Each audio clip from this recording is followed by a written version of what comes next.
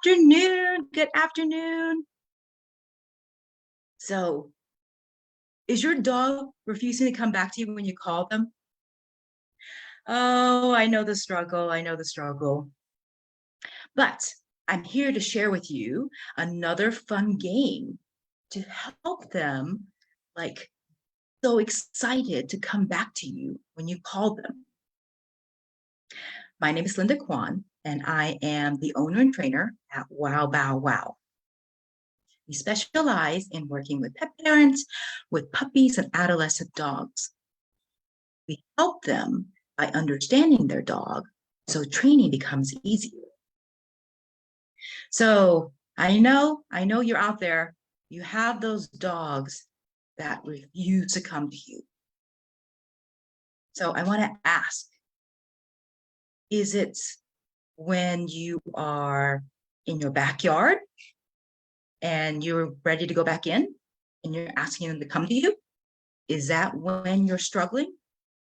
Or are you struggling in your house when you're asking them to come to you? So when it's time for bedtime and they need to go into their crate. In my family, our dogs, you know what? I live in a corner lot. And so I have a fence line, and a lot of people are walking by the house on that fence line.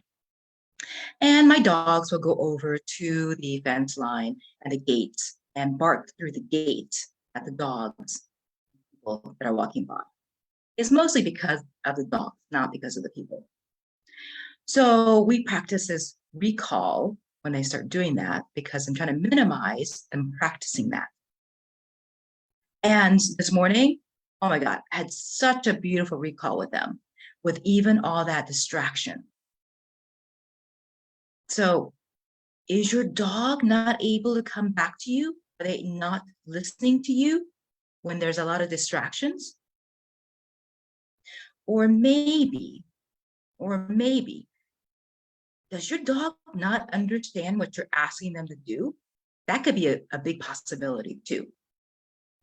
So let me show you this game that helps you engage with your dog and your dog have fun. Hold on, let me share. Let me see if anyone's answered my questions here. Okay. Oh, it's kind of strange. When I look on my phone, it doesn't show me that I've come live, but let me look at another place.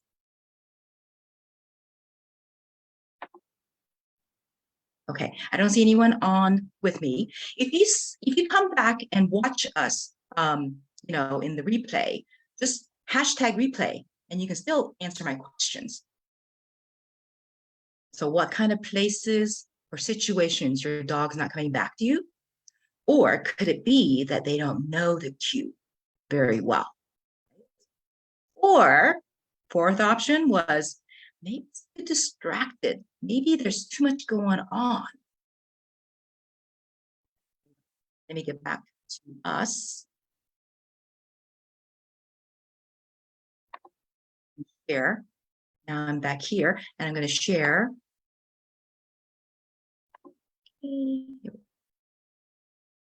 So middle is the game I'm going to share with you. And I shared throughout, I think about a month now, I've shared different kinds of tips, different kind of games, and just basic information so you understand why your dog may not be coming back to you. So this particular game looks like this. You get your dog. This is Danny, by the way. Sorry for the blurry pictures. I'm not a great photographer, especially blowing them up. They don't come out very well. But this is Danny, and he's between my legs in our living room, all middle. Let me show you what it looks like and how it's done.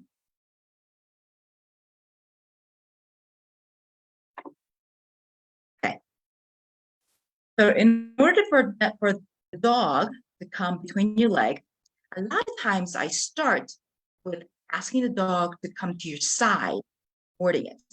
So how I teach is a lot of times for more, not necessarily complicated, but games or tricks that they may not be used to doing, like getting behind you.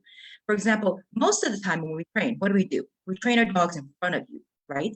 And so getting the dog to go behind you can be, I don't know, it can be kind of worrisome for them. They might not understand what you're asking them to do.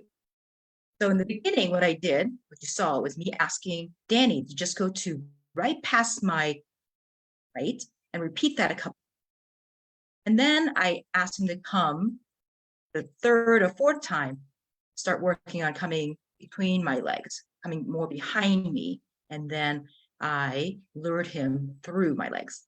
So in the beginning, what you can do is either two ways. I used the lure in the beginning, food, to guide his nose to follow my hand. Now, next, then I started just using targets. So you can start with target if your dog already knows how to target. In other words, following your hand, okay? And then third, eventually what I end up doing is just giving a hand signal, waving my hand around me. And when he does this like 80% of the time really well, I started adding the word middle. So I'm still using here hand target, having him follow my hand. So I think I finished this video without me actually doing just the hand signal with a finger, just pointing and just waving by my leg like this in the same motion. But look at that, Danny. Give him applause. Give him applause, will you? All right, he's about 11 years old. I think I videoed this one. It must have been at least a year ago, when I did this one, when I was teaching, when I finally decided to just show him trick. So, oh, he's snorting at me. All right, so to break it down again. Oh, and the last part to that, you gotta get him to stay between your legs. Sometimes they'll just walk through. So what you need to do is practice actually getting in the stay. If your dog doesn't know stay, we can work on that too in that position. Most likely you taught them to do a stay actually like in front of you, facing you. So again, repositioning them. This is all new to them, new ways of doing stay. So they may have to relearn again how to stay between your legs. Now, again, you start with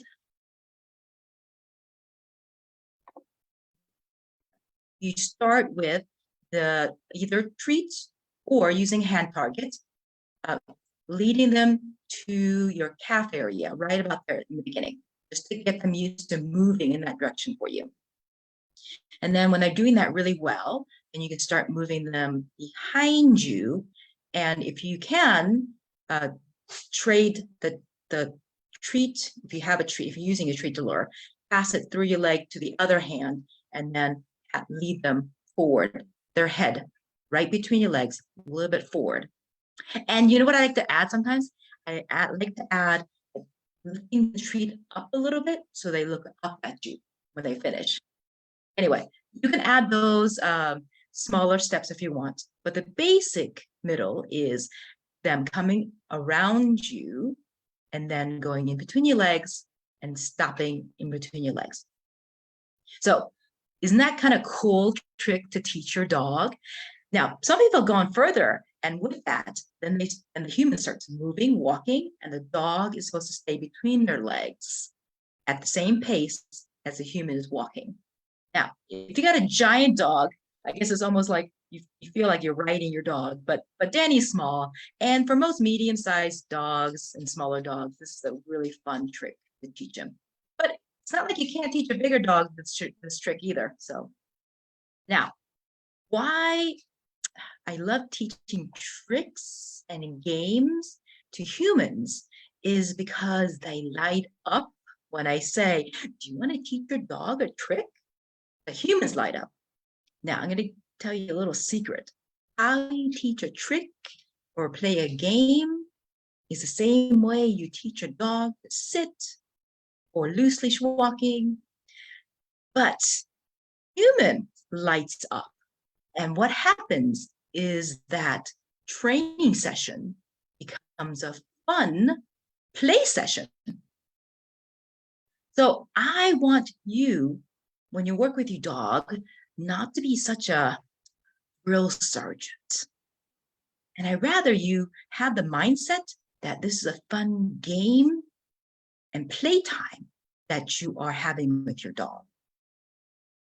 Now, to go back to training, I want to break it down even further. In order to train your dog, in another video, I'll go into like learning how they learn, but how we teach is with positive reinforcement, reinforce good behaviors.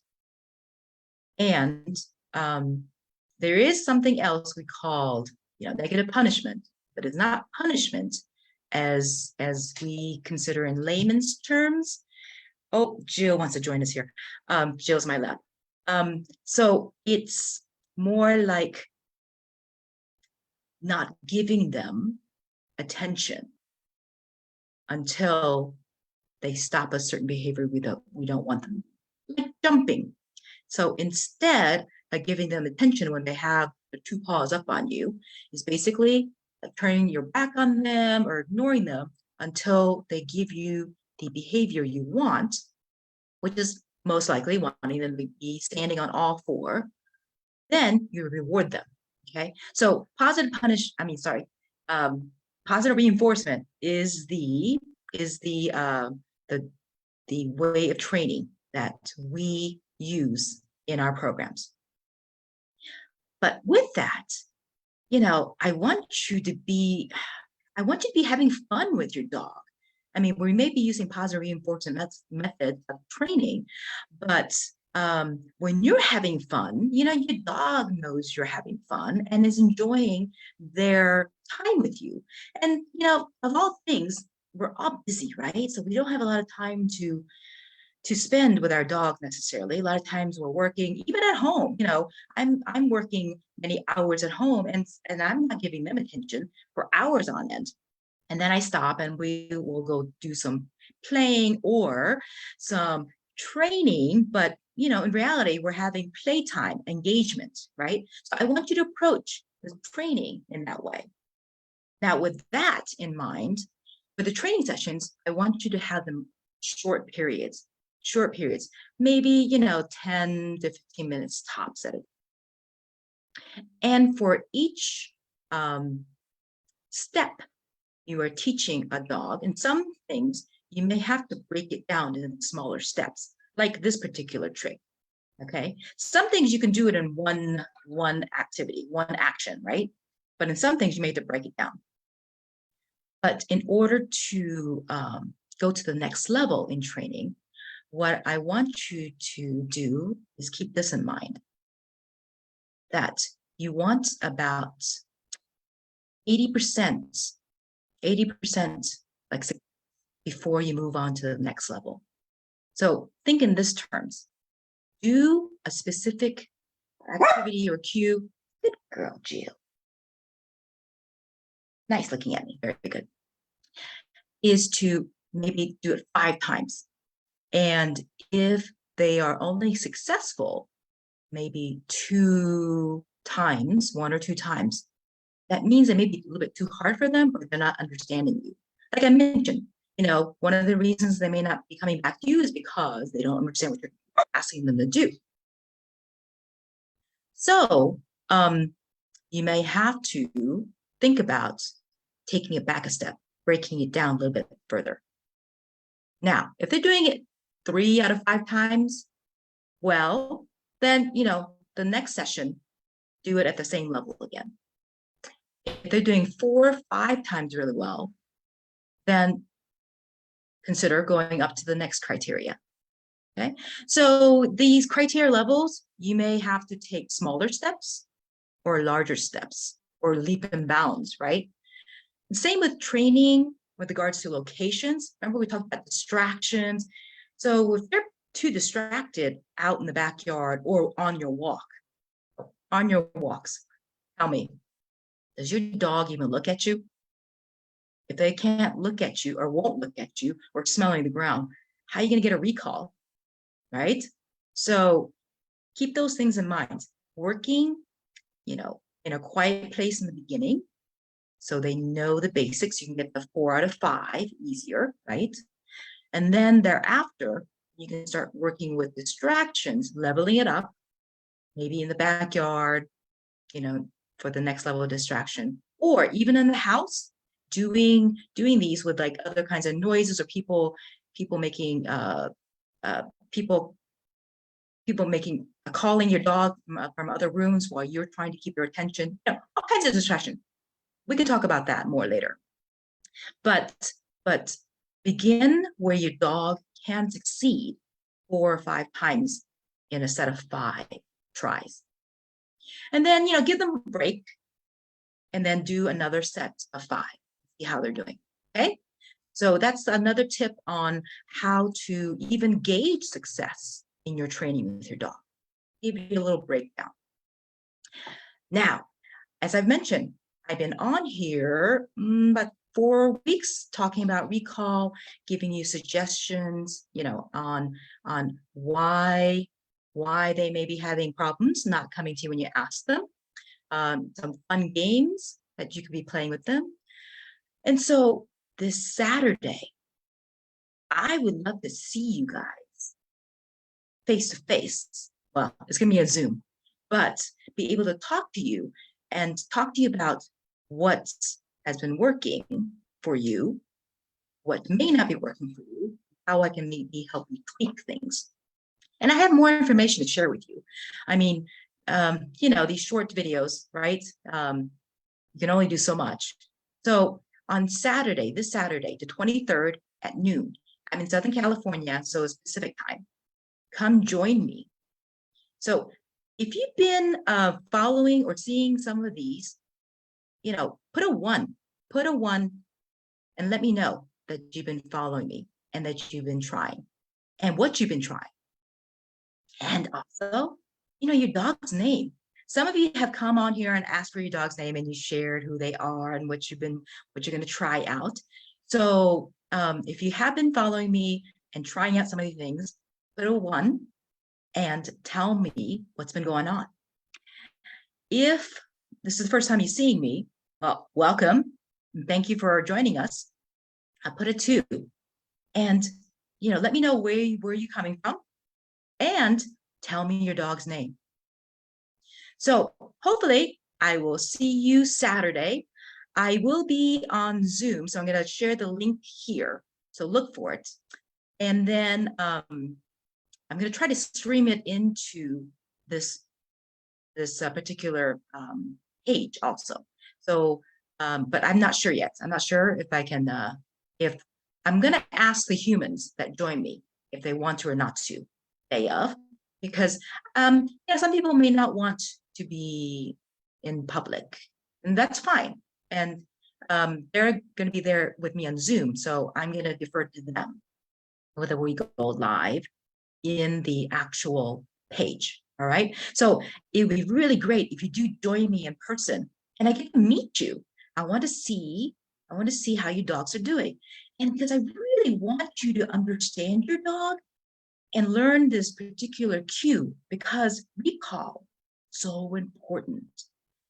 Your dog happens to get away from you, like you lose your leash by chance, or you take him somewhere and you're taking a dog out and all of a sudden they get away from you. You open the door and they get through your legs. It's so scary, right? Your heart is like pounding because, oh my God, they're gonna get run over. But the other thing is, in regards to your heart, I don't want you to have high blood pressure that you're trying to get your dog to come to you, right? Get your dog to come to you from the park. I want to go home now. So let me see if anyone's joined us. If not, that's okay, because I know it's about lunchtime. Let's see if anyone's okay. Not yet, but that's okay. I get a lot of people on the replay. So if you come, let me get back to this screen. If you come and joined us on the replay, just hashtag replay and answer any of those questions that I asked. Where have you been having problems? What kind of situations?